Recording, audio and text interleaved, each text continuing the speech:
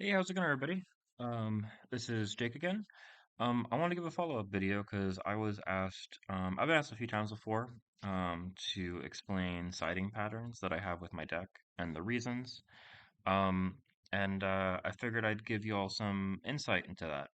Um, if you notice, there's only one card different with this deck within the list I posted the other day. I swapped out one Ancient Forest for a DD Crow in the side. I did mention that in the video, how that's the only thing that I really plan to change in this deck list in retrospect after the tournament, was switching out the Ancient Forest for something. And I went with Crow, because it was another card for the same matchup, and Crow adds some flexibility and being more useful versus certain other decks, sometimes than like Transmigration or obviously a card that's situational like Big Burn would be. So I wanted to add the flexibility in there. Um, Anyways, so let's get into it. Um, I actually tend to pre-plan out my side. Over the months before a tournament, and I actually save them as different dueling books screenshots, so I remember how I like to side. And how this helps me map out my side, and it helps me figure out if I need to change something in my side, if I'm like missing a hole somewhere in a matchup or something.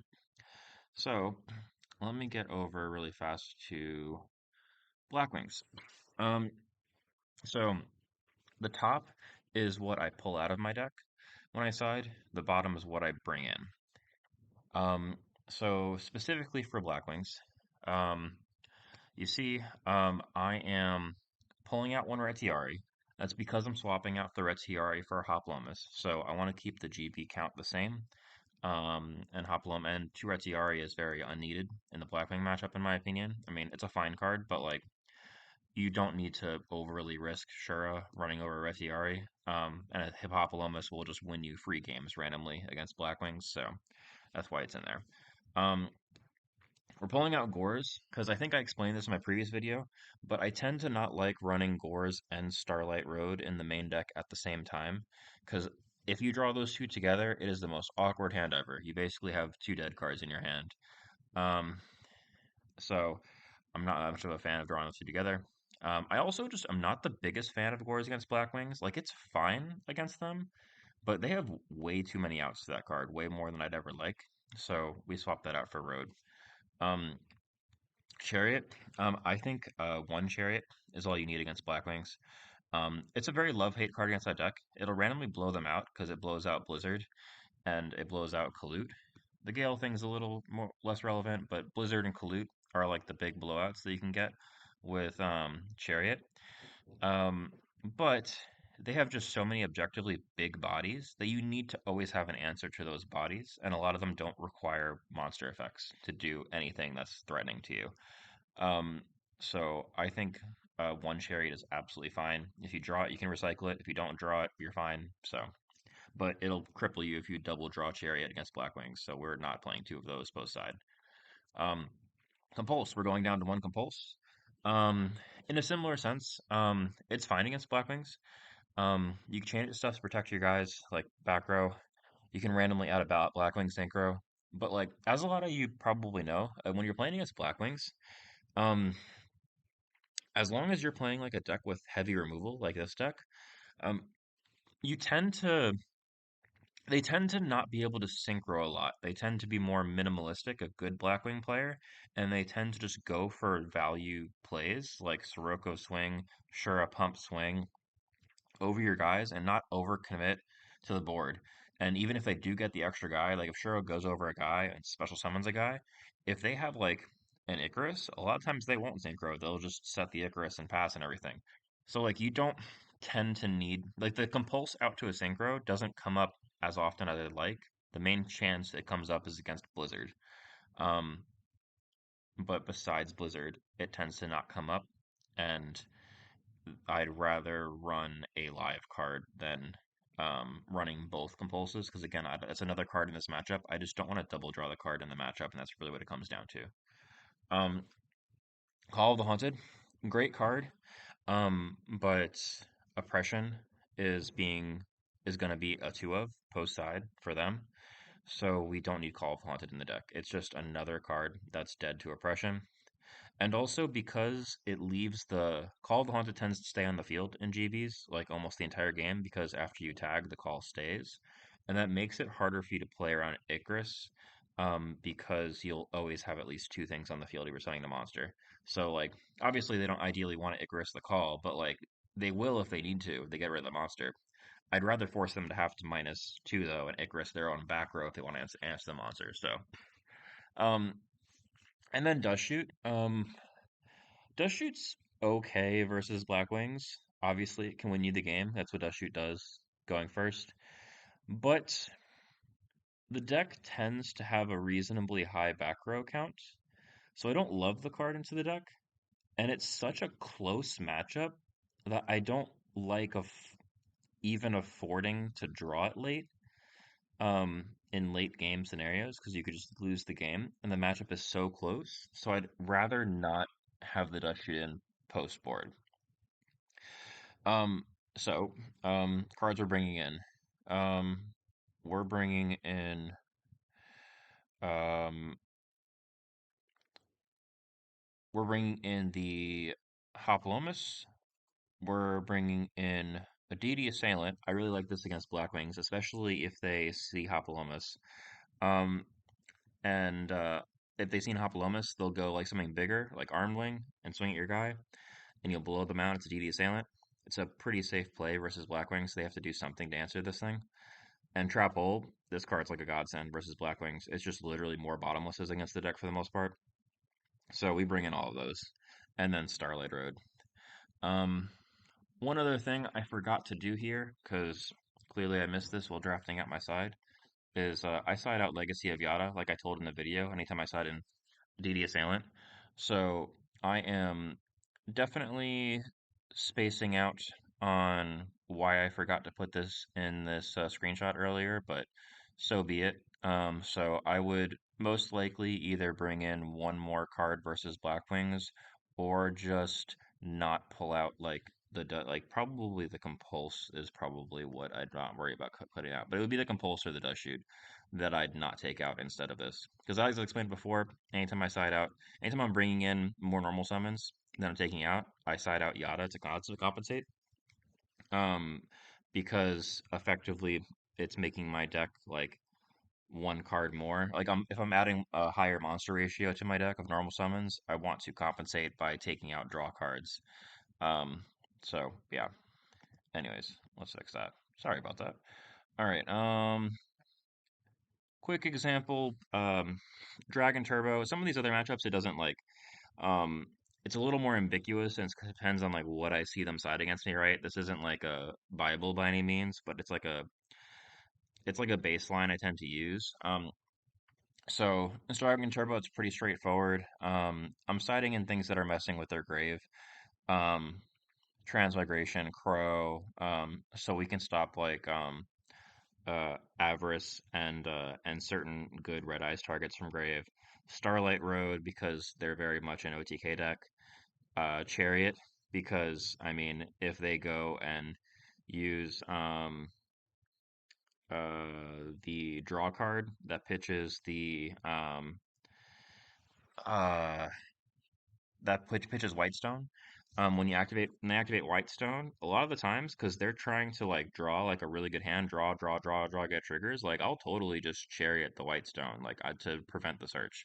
Um, Depends on the scenario, but like eventually they're gonna draw, and probably draw like a Trunade. So then I won't even have the chance to chariot their red eyes unless I have a solemn. So I'd rather prevent the consistency and potentially brick their hand by just charioting the white stone so they don't search.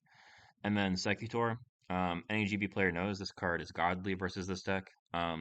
They tend to just set Reckless Pass. A single Secutor play into Herc, the deck loses. So that's why we bring in Secutor in the matchup. Um, Ford, we have a similar logic versus the Fork deck. That's the Frog combo deck for anybody who doesn't know. We're bringing in Starlight Road, um, for the same reason. Um, we are, because they're very much a TK deck, we're siding out a lot of the spell trap removal. Again, if we see them side into like a more controlling package and we're really worried about traps and stuff, we could maybe side back in an MST or a Dust or whatever. We're also gonna side out Shrink because like Shrink doesn't really help versus Dupe Block. So, um, bringing in Segitor, same reason. Segitor will just win games against the deck, especially when it doesn't have a defense. Crow and Transmigration, same reason. They're really good disruptions. Um, the Tiger, anytime we bring in Segitor, we're gonna bring in Tiger. Chariot's a very good card against the deck. Compulse is a very good interruption against the deck. So that's why we bring in all this stuff. So this stuff's kind of explanatory. Um, GBs is an interesting one, and people will find this super interesting, I think. So against GBs, I have a little bit of a philosophy, and again, my GB build is different than other people's GB builds, right? So, um, I really do not like Chariot in the mirror match. The mirror match is close, games are close, and what happens is that anytime a GB effect would activate is usually anytime your opponent's GB effect would activate is usually when you don't have one yourself on the field because they answered your GB by like a smashing ground or a book of moon or something. So your chariot's dead a lot of the time. And whenever it is live, it's because they GB'd plus like test tigered, right? Or maybe they activated Prisma on summon or they summoned Stratos because they're playing Stratos, right? Um, but the but especially the test tiger one, like you can always book a moon or chain compulse and post side you if you have three and three of each or whatever, you also just went one for one with the tiger and ruined their tempo on field. So like it still answers the tiger play just fine. You have answers to the tiger play. And it doesn't force you to have to play this. You could leave in one if you wanted to, but I don't even think it's needed. I'd rather all my back rows to be live and a lot of GB players are going to start going in trying to figure out what back rows are live and which ones are the dead chariots because they're going to play around the chariot. And if you just side out all the chariots, then like you're good, right? You know, so I'm a fan of that personally. But um, Retiari, this is a straight pull out for more monsters, and I pull out Gores because I think everybody knows Gores is pretty bad into GBs, so we side that out. We're sliding out the Yada and Retiari to bring in two monsters. Breaker and DD Assailant, I think these are both super solid cards in GBs, so I just bring them both in. Obviously lowering our GB count by one, but that's fine. It's not like we're supporting Orchard anymore, and we're still only supporting two Tigers because I main tick two Tigers. Um, I don't side in a third Tiger because I think the mirror match has a lot of outs to Tiger. I still think Tiger's good enough to play, and we want the Tiger to facilitate Rescue Cat, so that's why we leave the two Tigers in. Trap Hole, this card's amazing in the mirror match. You put in all three. It's the same thing. Like if I sided like widespread ruin or something like that, I would put in all those against GBs. Like any sort of one for one removal like that's really good against the deck. And then Compulse is just super solid tempo against the deck. And then it's really good versus what is it? The Tiger plays, like I said before. So super solid card, and then it helps you anytime they play all of their one for one removal. You can save your GBs, so it's just a really nice card. So that's how I approach the mirror match. Obviously, you know, you could change not pulling out a chariot. You could put in a Starlight Road if you wanted to, but that depends on the GB player. Um, Personally, I don't plan on ever giving my opponent the chance to spam Geysers, so like I'm not really worried about bringing the Starlight Road in, but like, you know, depending on their playstyle game one, I might do it, so it just kind of depends.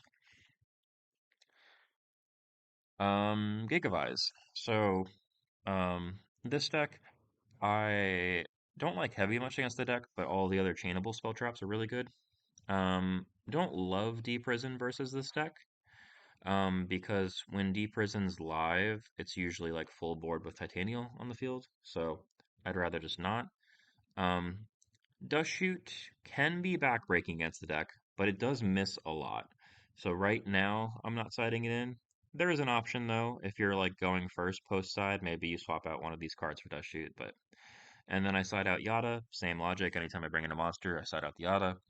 Bringing in Executor, because this can just win free games versus this deck. Um, Bringing in Crow and Transmigration, because this can sometimes disrupt their combo. Be mindful that Gigavise and the Magic Planter, I believe, both don't target. Supervised targets, but those two don't target. But a lot of the times, the card that they need to target is in their grave, so you can just blow them out. So I like it enough to bring it in. At least I like them more than like these. We play three Chariot because it's good against Gigavise, and Compulse because it's interaction against Gigavise. Um, you can stop like when they and Compulse is also nice because a lot of times they'll T roar plays that you have in order to set themselves up to be able to resummon Giga next turn to get the Gemini summon, and you could just like compulse them and set back tempo. So, hero control. This is hero beat. Similar plan as GBs. I side out both chariots. Um, there obviously are scenarios this can work, Chariot against the deck, but they are going to turn one Stratus to you a lot. That's the best chance for Chariot. The other chance is really like negating an absolute zero, and that's like a little too not often for me. So like you could first turn out Chariot, it's really good, but outside of that, I don't like that in the matchup unless like they honest you, which that's relevant. But that matchup is just probably GB's worst matchup, and I'd rather have the most live cards possible. So we try not to worry about it too much. I'm starting at one Retiari, one Yada. So I'm bringing in two monsters. I'm bringing in Hopalomus. So I like the Hopalomus more than two Retiari in this matchup because Hopalomus will give you some free wins.